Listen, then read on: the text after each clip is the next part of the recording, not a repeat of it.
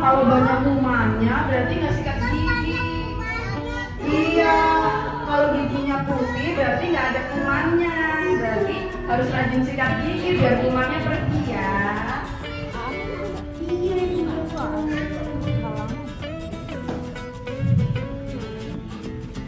Oke, jadi sebenarnya poin yang utama untuk menjaga gigi anak kita adalah yang pertama adalah sikat gigi pasti. Jadi sikat giginya yang sangat wajib dilakukan sehari minimal 2 kali setelah sarapan sama sebelum tidur malam.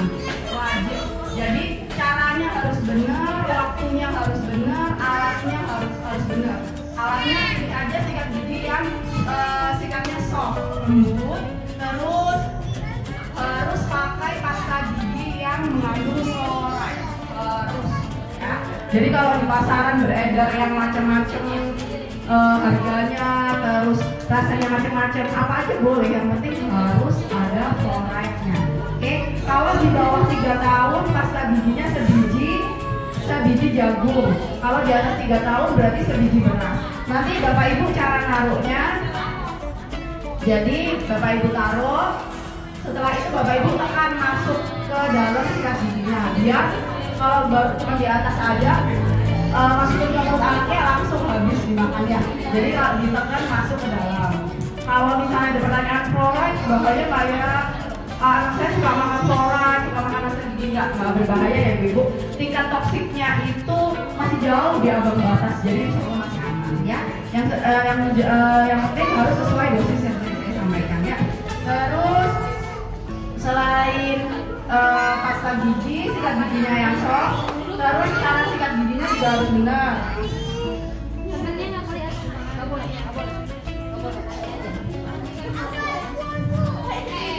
Jadi cara sikat giginya udah bukan digeser tapi diputar, ya, diputar. Jadi diputar, bukan digeser.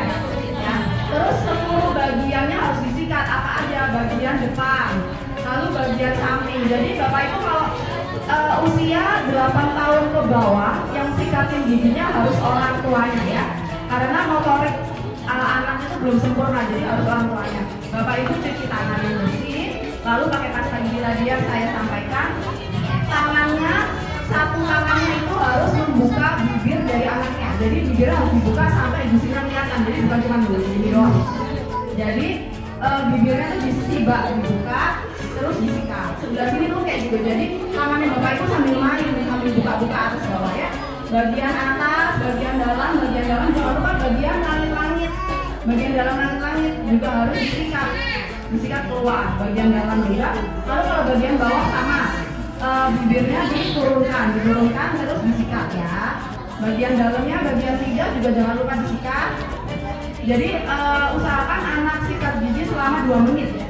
Ini benar ya, bukan karena sakit tapi karena overstimulasi. Jadi ada sesuatu yang masuk di mulut dia harus buka mulut, itu yang membuat dia nggak terbiasa. Jadi yang penting harus dibiasakan ya.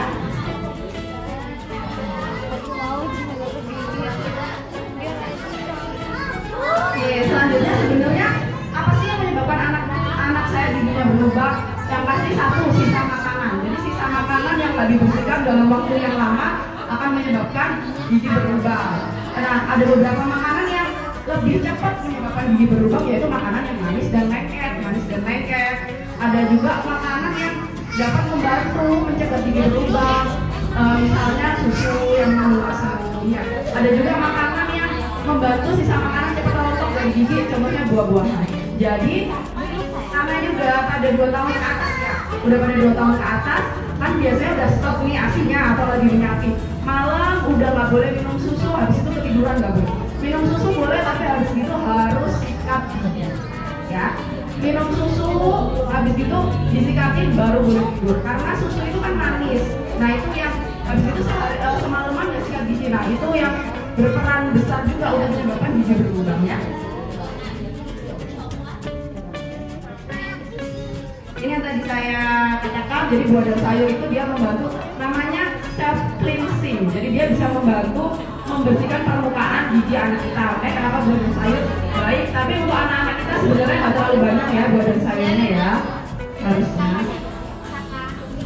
Oke, terus selain sikat gigi di rumah, terus makanannya diperhatikan, konsumsi makanannya diperhatikan. Selanjutnya adalah harus rutin kontrol ke dokter gigi. Kenapa? Karena biasanya nih banyak problem-problem yang orang tua nggak tahu kalau nggak dokter gigi yang periksa. Ke dokter gigi apa aja sih yang dicek? Yang pertama, kita lihat ada nggak gigi anak kita yang berlubang. Tuh, yang kedua, susunan gigi anak kita gimana? Biasanya ada orang tua yang nggak sadar. Oh iya, ternyata giginya udah bertumpuk, udah waktunya dicabut, ada giginya yang miring dan lain-lain. Yang ketiga, kita juga bisa lihat, kita bisa minta ke dokter gigi untuk diaplikasi fluoride. Jadi fluoride yang ada di pasta gigi itu bisa diaplikasikan lebih banyak dosisnya, tapi harus ke dokter gigi. Jadi ada beberapa kasus yang misalnya ini belum lubang, tapi dia udah tanda-tanda lubang. Nah itu belum sampai harus ditambah, aplikasi fluoride aja sebenarnya udah bisa membantu. Itu ya. Oke, jadi saya mau ada tambahan sedikit untuk orang tua. Saya selalu sampaikan ke pasien-pasien saya bahwa gigi susu itu sama pentingnya dengan gigi permanen ya. Jadi jangan sampai kalau gigi susu doang nggak usah ditambah, entah juga lepas ya. Proses dari dia lepas itu membutuhkan, itu ada timeline, ada waktunya. Kalau dia udah lubang, pasti anak kita udah ngilu, nanti lubangnya dibiarin makin dalam, susah makannya. Kok udah masak enak-enak, anaknya udah nggak mau makan, ternyata giginya sakit ya. Jadi harus diperhatikan, harus tetap dirawat.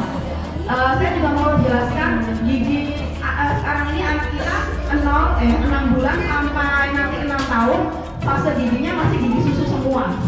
Nah, nanti kalau udah mulai 6 tahun itu akan mulai tumbuh gigi permanen ya. Tolong diperhatikan. Usia 6 tahun udah mulai gigi permanen yang akan dibawa sampai besar.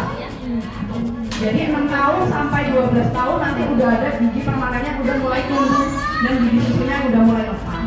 Jadi kalau dari sekarang sikat giginya kurang, banyak lubangnya, ada kemungkinan nanti gigi permanennya juga jadi gampang lubang.